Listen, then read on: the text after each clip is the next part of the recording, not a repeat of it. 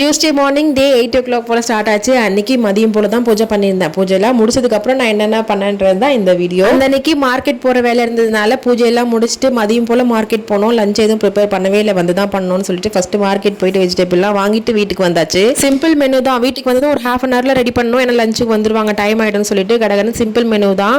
வெண்டைக்காய் பொரியல் மாதிரி பண்ணிட்டு சிம்பிளாக சாம்பார் வச்சுட்டேன். சிம்பிளாக கிள்ளி போட்ட சாம்பார் தான் வச்சேன். தோற மாரி ஒரு 4 பல்லு பூண்டு போட்டு வேக வச்சுட்டு அது கூடவே வெங்காயம் தக்காளி காரத்துக்கு ஒரு 4 பச்சை மிளகாய் அதையுமே போட்டு ஒரு 4 விசில் வச்சு எடுத்தேன்னா சூப்பராக இருக்கும். எப்படி பண்ணுறதுன்னு தெரியாமல் 2 வேலையும் ஒரே டைமில் பண்ணி ஒரு தப்பு பண்ணிட்டேன். தோரம்பீர் வெங்காயம் தக்காளி எல்லாத்தையுமே போட்டு வேக வைக்கிறேன்னு சொல்லிட்டு தண்ணி ஊற்றாமே குக்கரை போட்டு வேக வச்சுட்டேன். என்னடா இது ரொம்ப நேரமாக விசில் வரவே இல்லையே, நல்ல வேலை சிம்மில் வச்சுருந்தேன்.